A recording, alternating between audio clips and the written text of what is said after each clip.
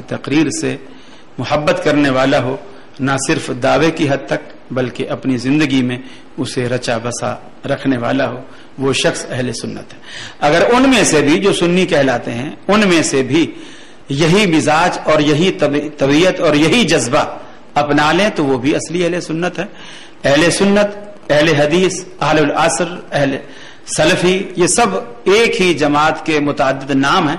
ہمیں اس سے کوئی اعتراض نہیں، ہمیں اعتراض نام سے نہیں ہے، ہمیں اعتراض اس نظریے سے ہے کہ اہل سنت کہلا کر سنت کی مخالفت کی گئی اور اس نام کو بدنام کیا گیا۔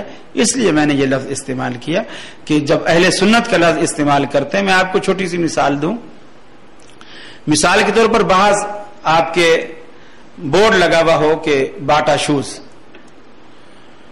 آدمی دور سے اس کی جوتی ٹوٹ گئی، اب وہ دور سے بورڈ پڑے گا کہ یہ باٹا شوز لکھا ہوا ہے، یہاں مجھے جوتی ملے گی۔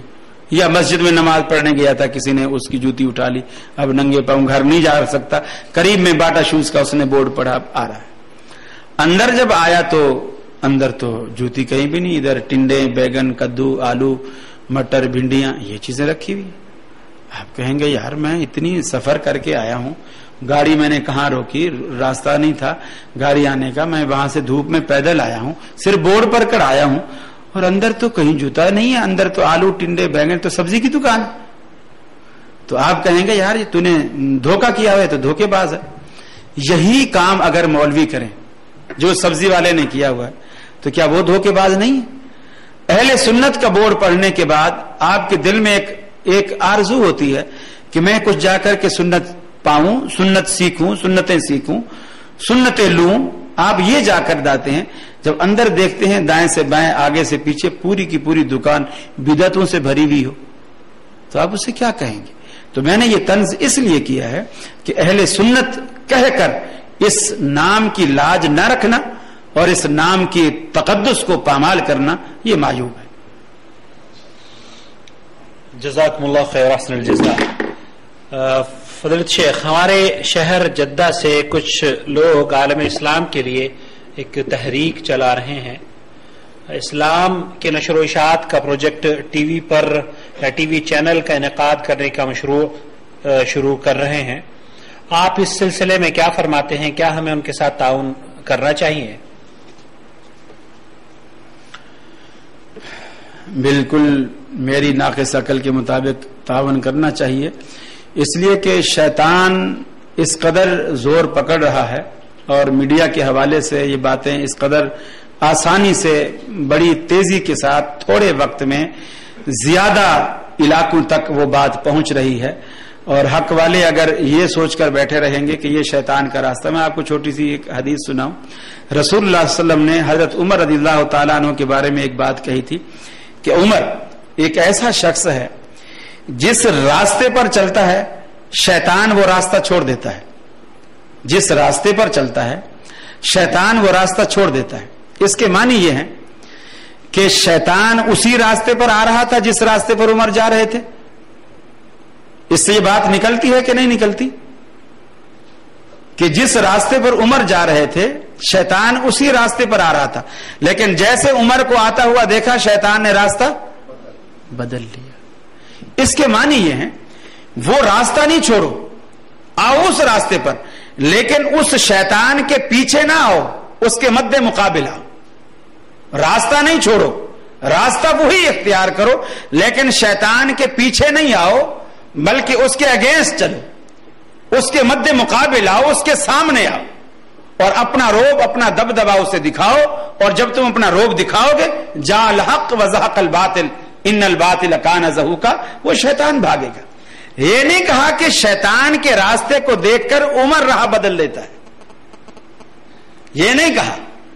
اگر یہ کہتے تو پھر فریق مخالف کی دلیل تھی، دیکھو عمر جس راستے پر شیطان آ جائے مومن اس راستے پر نہیں جاتا، بلکہ آپ نے فرمایا عمر جاتا ہی اسی راستے پر ہے تاکہ شیطان کو وہ راستہ چھڑوا دے۔ آپ یہ کہیں یہ چینلز ہیں ہی ہمارے، اللہ نے یہ نعمتیں رکھی ہمارے لیے ہیں تاکہ شیطان یہاں سے بھاگ جائے۔ اب شیطان دن دنا رہا ہے، اہل حق آگے آئیں گے، اور میں نے شاید پچھلی نشست میں جو عبداللہ بن باز حال میں ہوا تھا، میں نے کافی تفصیل سے بات کی تھی. اب یہ پروگرام بھی چونکہ کھڑے کھڑے ہو رہا ہے, وہ ذرا بیٹھے بیٹھے تھا, تھوڑا سا تھک بھی گیا ہوں میں, اس لیے زیادہ ڈیٹیل تو نہیں کر سکتا. البتہ اسلام کا مزاج یہ رہا ہے کہ جس بھی دور میں کفر جس راستے سے آیا ہے, اسلام نے اسی راستے سے اس کو مار دی ہے, وہی چیز استعمال کی ہے. میں آپ کو ایک مثال, فرعون جادوگروں کے بیس پر, جادوگروں کے زور پر فرعون جو ہے وہ دندناتا تھا, کرتب دکھاتا تھا اور لوگوں سے کہتا تھا یہ دیکھو میری قدرت کا کمال ہے, میری قدرت کا کرشمہ ہے, لہذا مجھے مانو. اللہ رب العالمین نے اس کے مقابلے میں موسیٰ علیہ الصلوۃ والسلام کو بھیجا. اب جب موسیٰ علیہ السلام کو بھیجا, حالانکہ موسیٰ علیہ الصلوۃ والسلام کے پاس اور بھی معجزے تھے, ید بیضا ہے, آپ ہاتھ ڈالتے اور اس کو نکالتے تو بالکل سورج کی طرح روشن ہوتا, یہ بھی معجزات تھے. آپ کے پاس ایک ایسی لاٹھی تھی, اس کو پتھر پہ مارتے, فنفجرت من حسنتا عشرت عینا, اس سے پانی کے چشمے جاری ہو پڑتے. وہی لاٹھی آپ نے دریا پہ ماری تو دریا میں فوج کے لیے راستے بن گئے, پانی ادھر ادھر پہاڑوں کی شکل میں کھڑا ہو گیا. لیکن چونکہ فرعون کے دربار میں فرعونیوں نے جو اپنے کرتب دکھائے وہ یہ تھے کہ انہوں نے رسیاں ڈالی اور لوگوں کی نظر پر یہ دھوکہ کیا کہ وہ سانپ نظر آئے, اور جو مجمع وہاں دیکھ رہا تھا ان کو ایسا لگا کہ یہ سانپ پھر رہے ہیں. اب اللہ رب العالمین نے یہ نہیں کہا جادو حرام ہے, کفر ہے, یہ وہ ہے, میں پیغمبر کو اس طرح کا مقابلہ نہیں کرنے دوں گا, کفر کے مقابلے میں پیغمبر آئے, ایسا نہیں. یا اللہ نے موسیٰ علیہ السلام سے کہا کہ اب ان کو کہہ دو تم جادوگر ہو, کافر ہو, لہذا تمہاری کوئی دلیل نہیں مانی جائے. نہیں, اللہ نے موسیٰ علیہ السلام کو ان جادوگروں کے مقابلے میں ویسی ہی چیز دی. انہوں نے رسیاں ڈال کر سانپ بنایا, موسیٰ علیہ السلام نے لاٹھی ڈال کر سانپ بنا دی. چیز وہی, جیسی چیز وہ لائے ہیں ویسی چیز پیغمبر علیہ السلام پیش کر رہا ہے. اب موسیٰ علیہ السلام کا ڈنڈا ذرا بڑا تھا, سانپ ذرا تکڑا بن گیا. پھر موسیٰ علیہ السلام کو اللہ کی تائید حاصل تھی, اس لیے بھی تکڑا بن گیا اور ان کے سانپوں کو سارا کھانے لگ گیا. اب وہ سارے جادوگروں نے جب دیکھا کہ یہ اگر جادو ہوتا تو کم از کم ہماری رسیوں کو کھاتا نہیں, یہ جو کھا گیا ہے یہ جادو نہیں, یہ کوئی اصلی چیز ہے. سارے کے سارے جادوگر سجدے میں گر گئے اور موسیٰ علیہ السلام پر ایمان لے آئے. کب؟ جب موسیٰ علیہ السلام نے ویسا ہی ہتھیار ان کو پیش کیا جیسی چیز وہ لائے تھے. تو میرے بھائیوں, شیطان جس راستے سے آ رہا ہے عمر کی طرح وہ راستے اس کے مد مقابل, اس کی پیروی میں نہیں, اس کے سامنے آ کر وہ راستے اختیار کرو اور وہ روب اور وہ دلائل اور کتاب و سنت کے وہ براہین پیش کرو تاکہ ابلیس وہ راستہ چھوڑ دے اور آپ کے لیے سارے راستے ہموار ہو جائیں. اور یہ میں سمجھتا ہوں اتنا مؤثر ذریعہ ہے.